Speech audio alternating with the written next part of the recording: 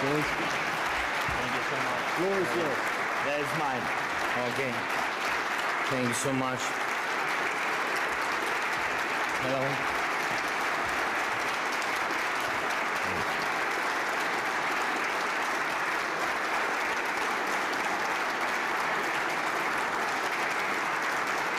I think that is all for, not for me, for Ukraine and for our soldiers. Thank you so much. Thank you so much.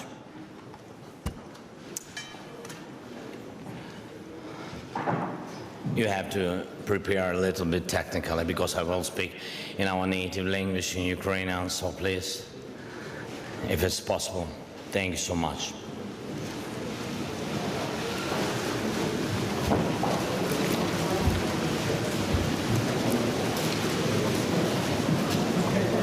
I will wait 15 seconds because I want to be understandable from the very beginning.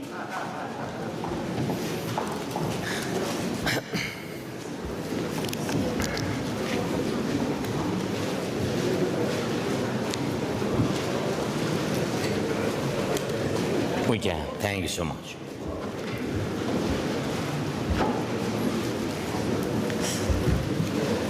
Україна хоче миру. Європа хоче миру. Світ каже, що не хоче воювати. А Росія, що не хоче нападати. Хтось з нас бреше. Це ще не аксіома, але вже не гіпотеза. Пані та панове, 2 дні тому я був на Донбасі, на лінії розмежування юридично між Україною і тимчасово окупованими територіями. Фактично розмежування між миром і війною. Де з одного боку separating peace and the war. The line with a kindergarten on the one hand and the shell flying into it. On the one hand, the school, and on the other hand, the shell flying into the school playground with 30 kids nearby. On the other hand, the kids who are not heading towards NATO, they are heading towards their classrooms. Some of them might be having their physics classes, and with their elementary knowledge of physics, even these kids will know that alleging that it was Ukraine to have shelled these objects is just silly. Other kids might as well be having their math classes. They don't need a calculator to figure out the difference between the total number of shelling in the last 2 days and the number of times Ukraine is mentioned in the Munich security report. Yet some kids might be having their history class, and so when they see the shell crater in their playground instead of their school playground, they might start asking questions, has our world completely forgotten the mistakes of the 20th century? Where does the appeasement policy usually leads to? How did we get from the question, what's the point of dying for Danzig, to dozens of millions having to give away their lives for Dunkirk, as well as dozens of other European cities? These are horrific history lessons. With this, I'm simply trying to make sure we have been reading the same textbook so that we are all on the same page about one main question. How did we get to this point in the 21st century where the war is being waged and people are dying in Europe? How come that time-wise it's already longer than World War II? How did we end up in the biggest security crisis since the end of the Cold War? To me, as a president of the country which lost part of its territory, thousands of people, the country surrounded by a 150,000 army with heavy armament and machinery on our borders, to me this answer is obvious. The security architecture of our world is brittle, it is obsolete. The rules that have been agreed upon by the world dozens of years ago are no longer working. They are neither catching up with new threats nor being effective in overcoming them, just like a cough syrup instead of a good COVID vaccine. This security system is slow and failing us time and time again because of different things: egotism, arrogance, and irresponsibility of countries on the global level. As a result, some countries are committing crimes while others resort to indifference, the indifference that turn them into accomplices. It is symbolic that I'm saying this here. 15 years ago, it was Russian Federation who made the statement here and putting the challenge to the global security. How did the world respond? Appeasement. What do we have as a result? The annexation of the Crimea and aggression against my country at the very least. The UN, which was initially called to safeguard peace and security, cannot protect itself when its own charter being violated as one of the Security Council members annexing the territory of another founding member, while the UN itself is ignoring the Crimean platform established to deoccupy the Crimea and advocate for the rights of the Crimean Tatars. It was here 3 years ago when Angela Merkel said, "Who can pick up the pieces of the world's puzzle? Only all of us together," she said, to a rush of audible excitement in the room which stood up to applaud. Unfortunately, the collective ovation failed to transform into collective action. So now that the world is talking about the threat of a big war, it begs the question, is there anything left to pick up? The security architecture of Europe and beyond is almost destroyed. It's too late now to talk about fixing it. It's high time for a new one. The mankind did so on 2 occasions, having paid an extensively high price. It is the 2 world wars. We do have a chance to break that trend before it became a trend and build a new system before we pay millions of casualties based on the experience of 2 world wars, without the 3rd one to come in. Here in UN, I already mentioned that there is no such thing as it is not my war in the 21st century, that annexation of the Crimea and the war in the Donbass is a blow to the whole world, that this is not about war in Ukraine, this is about the war in Europe. I mentioned this in 2019, 2020, 2021. Will the world be able to hear me in 2022? This is no longer a hypothesis, but not yet an axiom. Why not? Because it requires proof. It requires something more than just tweets and statements in mass media. Action is needed. The world needs this action, not Ukraine. We are going to protect our country with or without support of our partners, be it hundreds pieces of contemporary armament or 5,000 helmets. We equally appreciate the support, but everyone needs to understand that this is not some kind of donation Ukraine should be reminding or begging for. This is not just a broad gesture that Ukraine should be bowing down for. This is your contribution into the European and international security for which Ukraine has been serving as a shield for 8 years now, a reliable shield, holding back one of the largest armies in the world. That same army which is now poised on the Ukrainian, not EU member states' borders. And the missiles were flying into the Mariupol, not the European cities. And thanks God. And after the fights and the destroyed airport in Donetsk, not in Frankfurt, and it is always blazing in the Avdiivka industrial zone, which is being shelled. There it was very hot, not in Mormat. And none of the countries of Europe know what the military funerals are around the country in all regions, and none of the European leaders knows what is it to regularly meet with the families of the dead soldiers. No matter what, we're going to protect our beautiful land on our borders. Either we have 150,000 or 1 million soldiers of any army. In order to help Ukraine, indeed, we don't need to hear how many of them are there and how many armament they have. We need to hear how many are there of us together. To help Ukraine, we don't need to be reminded of the dates of the plausible intervention. We're going to protect our land on the 16th of February, on the 1st of March, and the 31st of December. We need other dates, much more than these dates. And everyone understands what kind of dates. Tomorrow is the day of commemoration of the Heavenly 100. 8 years ago, Ukrainians have made their choice, and many of them have sacrificed their lives for that.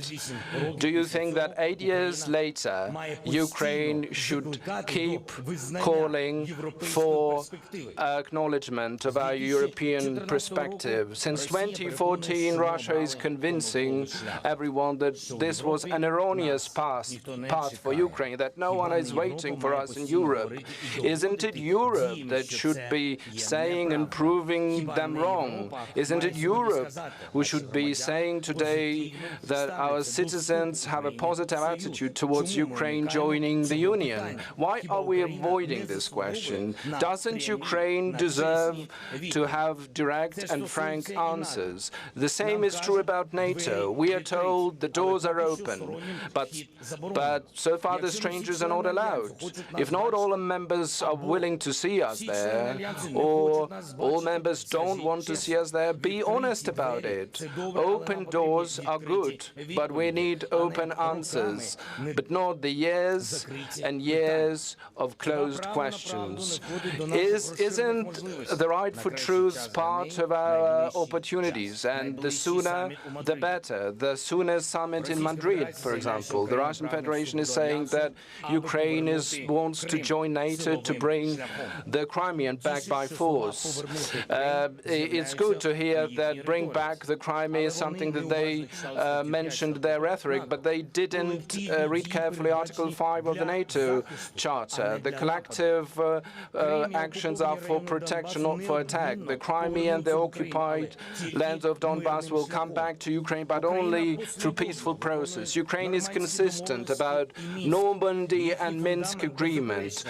The foundation is the recognition of the territorial integrity and independence of our state. We want to have diplomatic resolution of the military conflict, exclusively, I would like to emphasize, based on their international law. So what in reality is happening now in Minsk in the peaceful process? 2 years ago, with the presidents of France and Russian Federation and German Chancellor, we agreed about a full-fledged ceasefire, and Ukraine is committed to these agreements, and we are observing them. We keep not responding to the provocations. We're submitting proposals to the Normandy Foreign Trilateral contact groups, and do we see instead shelling and bullets? Our soldiers are dying, our peaceful population is dying, civil infrastructure being destroyed. The last 2 days have become very symbolic. Massive shelling from the armament prohibited by the Minsk agreement. It's important to allow for the observers for the OSCE to visit. They are being threatened. They're being scared. All humanitarian questions are being blocked. 2 years ago, I've signed into law the unconditional access of humanitarian organizations to the detainees. But on the temporarily occupied territories, they're simply not allowed. After 2 exchange of prisoners, this process has been stalled, and blocked, although Ukraine has been sharing the approved lists. Tortures until the death in the notorious isolation prison in Donetsk now is the symbol of human rights violation.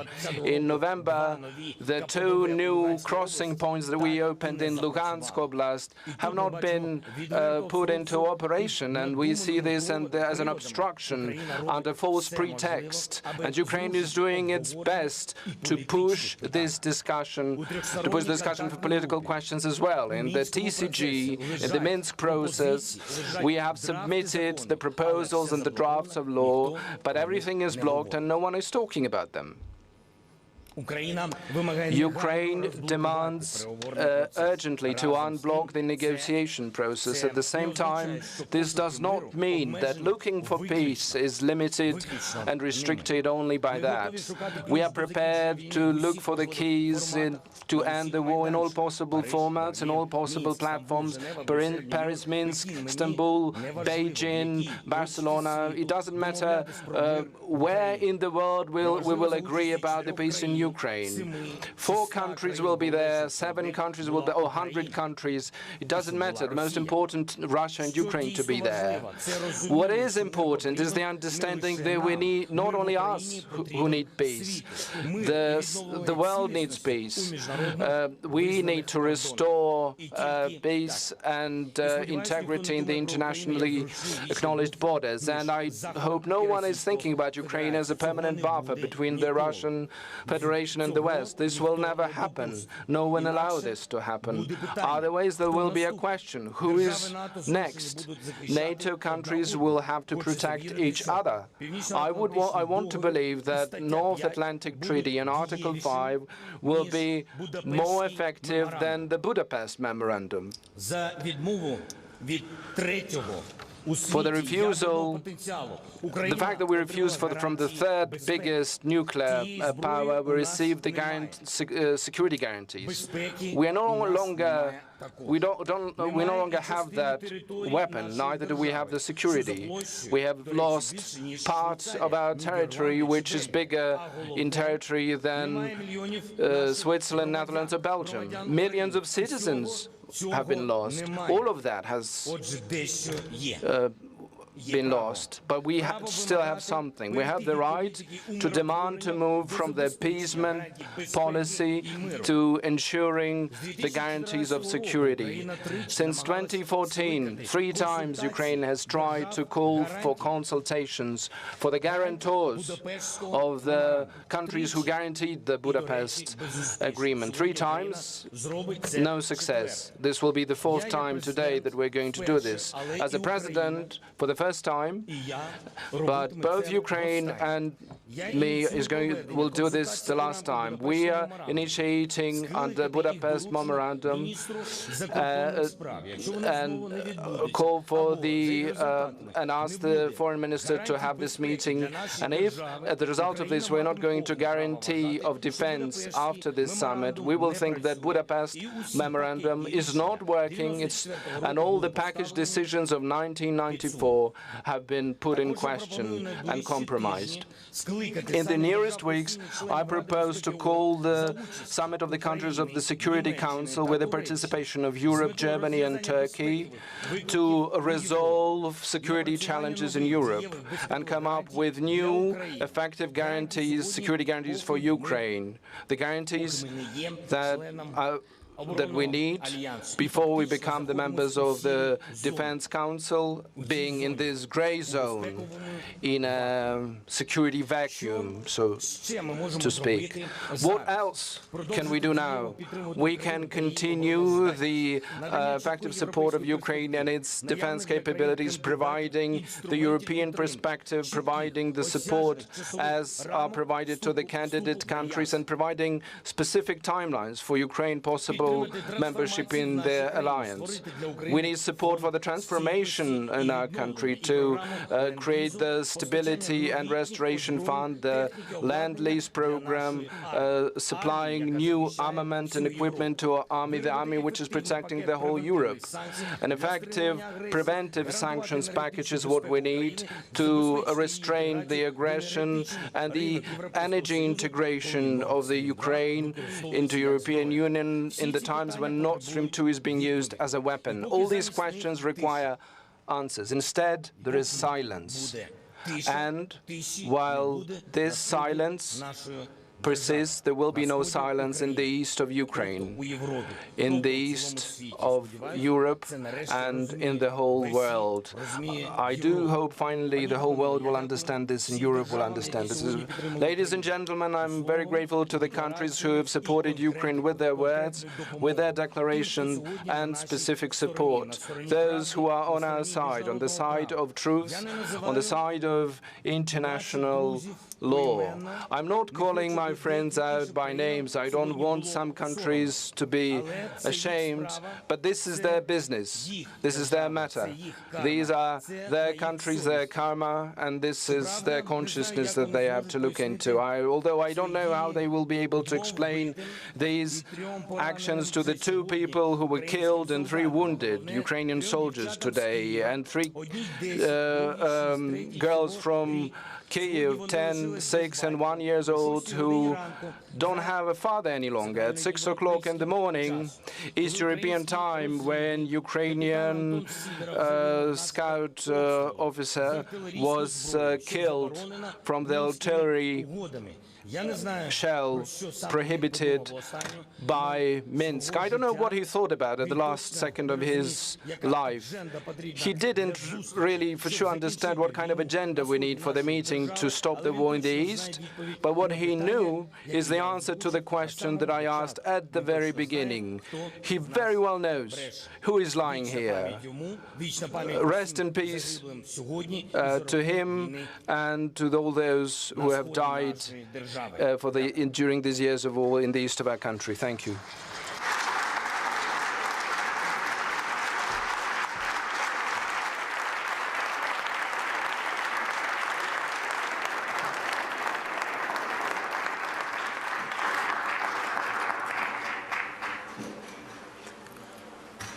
Mr. President, you gave a very impassioned speech just now, and we'll get to it in a moment. But first, I want to ask you that I'm not sure how many people in this room expected you to make the decision to leave your country and come here today. What was so important for you to be here, and what do you know about Vladimir Putin's intentions that perhaps the United States or others don't know, because they think that he's made the decision to enter your country? Thank you very much. Thank you for this question, and thank you for the invitation. It is very important when Ukraine is being discussed, for Ukraine, for this information to come from the mouth of our country. I'm the president and our team. It's important for all our partners and friends not to agree about anything behind our back, and I do believe in our partnership, and I do believe that this is the case. I had very important meetings today with the leaders of different countries, and still more to go. And I would like you to hear, to see, to ask questions and get the answers, to understand the level of resilience of our country, that we're not panicking, we're very consistent, that we are not responding to any provocations. We have our own vaccine already developed for that, not as good as COVID vaccines, but this vaccine is already 8 years old. We know the things we need to react to and things we shouldn't. Of course, when our soldiers are being killed, we know we need to respond, but we understand who is killing us. We understand what these military groups are, but and we also understand when they are shooting from the localities surrounded by civilians to provoke us, for us to respond and to start an escalation on the other side in response to our fire. It's also important for us to be on the same page in terms of information. The fact that the partners are sharing with us the information, we are very grateful for that, by the way, for the cooperation of our intelligences. But we are in this tension for many, many years now. We do not think that we need to panic. We think these risks are indeed very high because we have more troops, 150,000 troops on our borders. Yes, indeed, that's a big risk. But a very big risk if we do respond to one provocation or the other. On the other hand, I think that Russian Federation, and when we are talking about Russia, this is the people, the whole people of Russia. So I think they will not be able to start to go to war against Ukraine. And although on the temporary occupied territories we have a lot of provocations, and we see this, how through the mass media they're disseminating different provocative information, we need to preserve our stability, we need to keep calm and be adults. in these terms, Ukraine army is more adult than others. A bit of escalation on the so-called false flag issues. You have just talked about 2 Ukrainian soldiers being killed. The Russians say mines have exploded, Ukrainian mines on their side of the border. We've seen this rhetoric before. We understand the concept of false flags. But how tense is that? How do you think you can stop it? You know, how do you consider the level of the current provocations?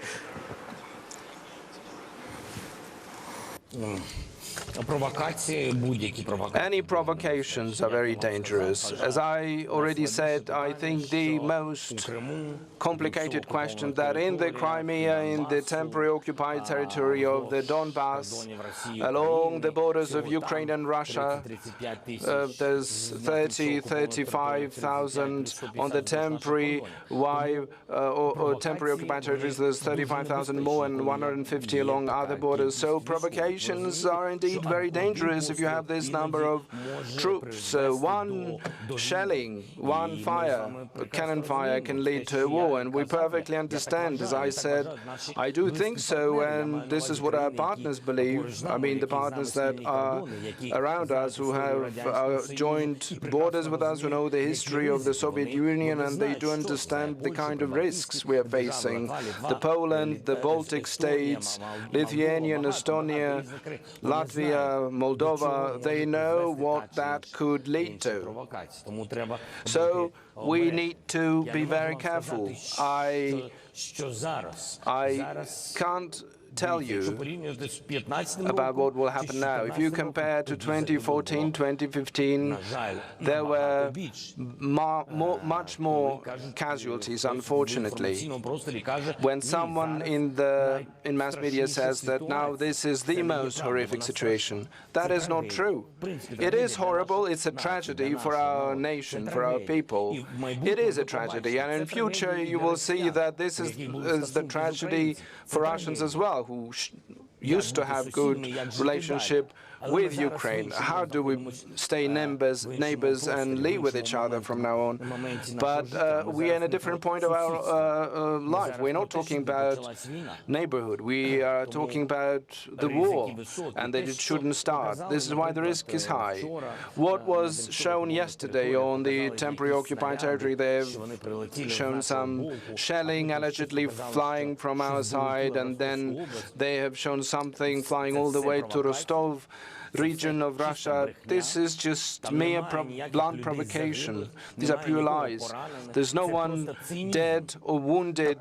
This is just cynicism of such a high level that they are blowing up something on their side and shooting. This is not the first time since 2014 that they are aiming their guns and shooting at the territory that they themselves control. This is the kind of cynicism. That's it. And all we care about is peace. And I mentioned this many times to the President of Russian Federation and Angela Merkel and Macron in 2019, and we have sent a massive amount of signals. On the monthly basis, we have been passing on to different world leaders and directly to Russian federations that we are ready to sit down and speak. Pick the platform that you like. Pick the partners that will be there around the table with us. We are ready for that, prepared for that. What's the point of us shooting and proposing diplomacy at the same time? I'm too long, I'm sorry. You can stop me when you want. Can I ask you how you feel today compared to a few days ago?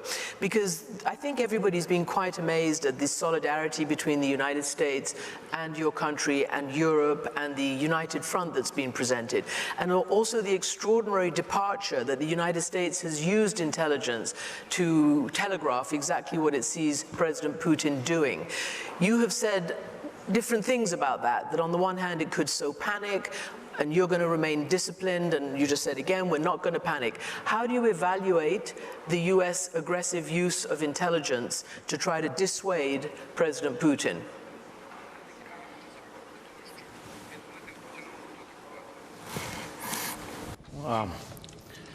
It's difficult for me to judge how United States should be using their intelligence. I guess they're doing this in a professional manner. This is their choice. But I'm grateful for the work that both of our intelligence has been doing, but the intelligence I trust is my intelligence. I trust Ukrainian intelligence who are on our territory, who understand what's going on along our borders, who have different intelligence sources and understand different risk based on intercepted data. We're talking about this, this information should be used. I repeated this many times. We're not really living in delusion. We understand what can happen tomorrow, but maybe the comparison I will make is not good, but just putting ourselves in coffins and waiting for foreign soldiers to come in is not something we are prepared to do. We are not going to advance on anyone, but we stand ready to respond to everything. We cannot remain passive. We cannot say on the daily basis that war will happen tomorrow. What kind of state is it going to be? What kind of economy is it going to be? How can you live in the state when on the daily basis you're being told that tomorrow the war will happen, tomorrow the advance will happen? It means crushing national currency, money being taken out, business flying out. Can you live in that kind of country? Can you have a stability in that kind of country? No.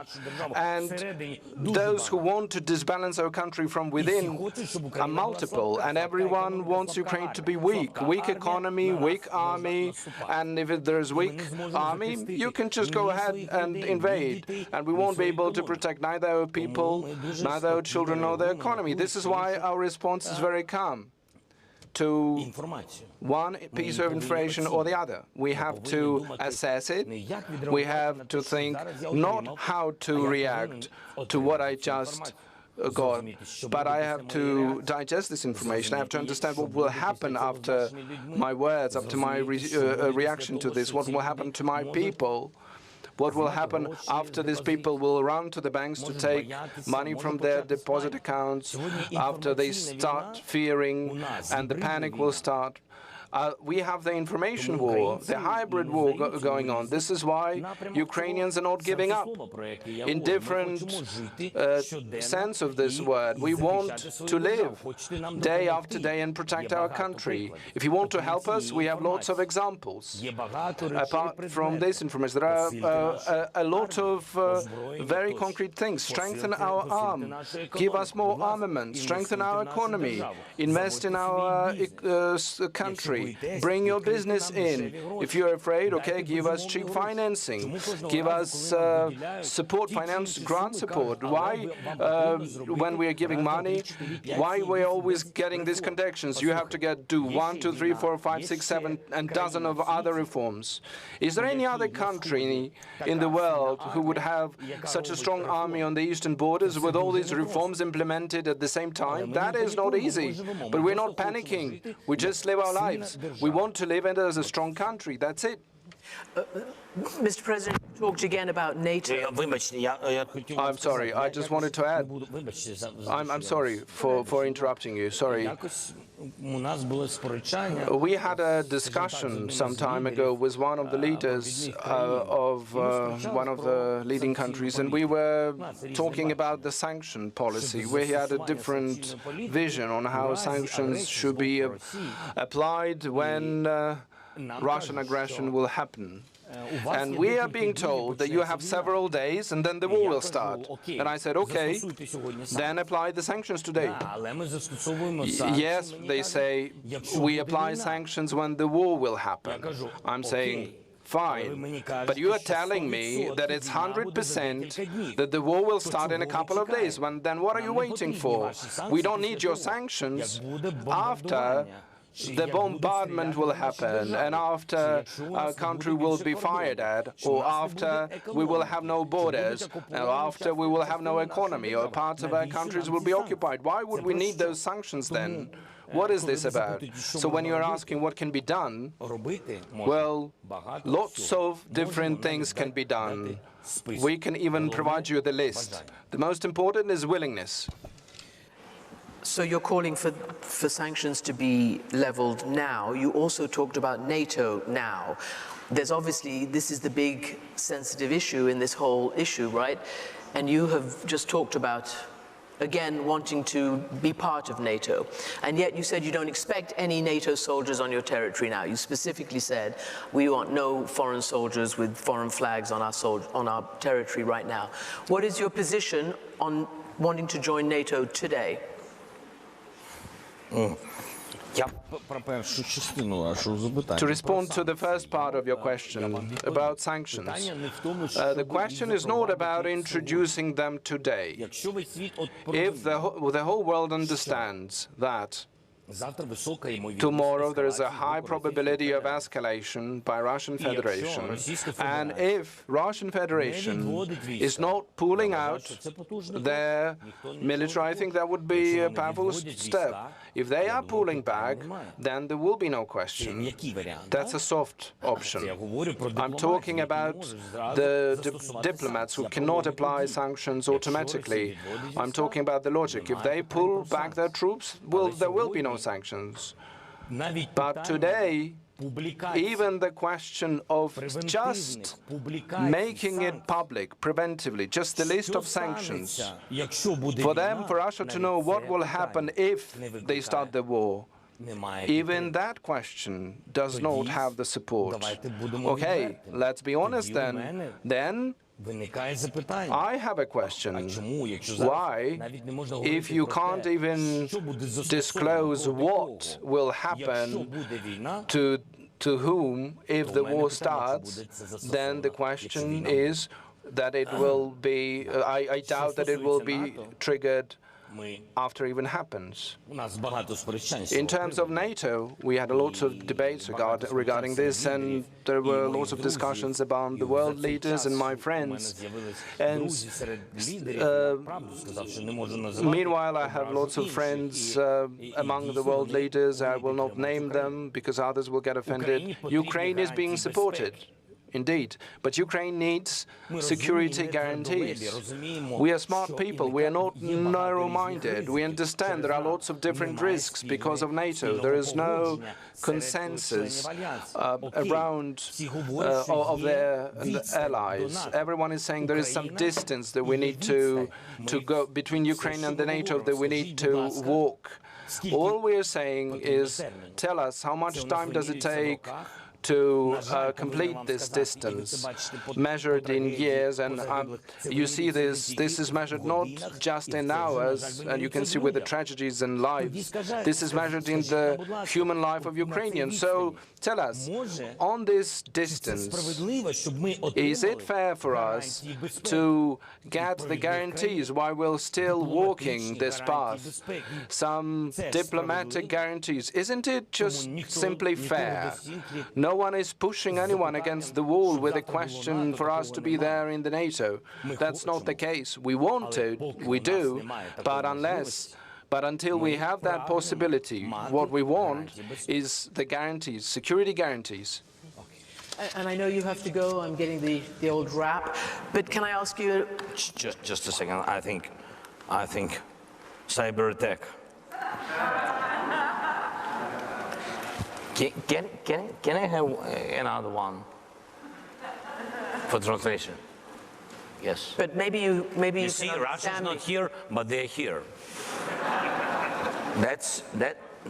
Well, it doesn't work. I'm sorry. How about if I try to talk to you and you'll understand me? I understand you from the very beginning, but you know there are some very important things. Yeah. So what I want to ask you, Mr. President, is that the US has its intelligence. You said you have yours. What is your interpretation of Putin's intention? Not his capability, his intention. Do you think that he will invade? He will decide to do that? Or he has?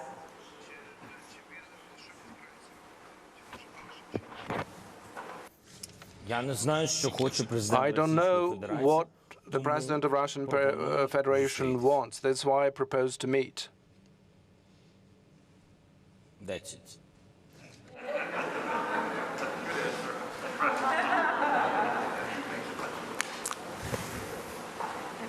On that note, your people are telling You me need that I have the to stop. second Syria. Huh? Sorry? Your people are telling me that you need to go. Were you at all afraid of coming here? Ні. No. Чому? Тут же друзі. Why? Well, there are friends here. No, leaving your house unguarded. Дивіться, я відповім вам дуже коротко. Well, my response will be very brief. I'm sure that our country is in good hands. Не тільки мої руки. This is not just my hands. These are the hands of our soldiers and our citizens. Я вважаю I важливим think мій приїзд my visit сьогодні до here вас. is important. І хочу вам сказати, що And я I would сьогодні like to поснідав say that в I Україні had і breakfast повечеряв in the також в morning Україні. in Ukraine, and I will have my dinner in Ukraine as well. I never leave home for long. Thank you so much.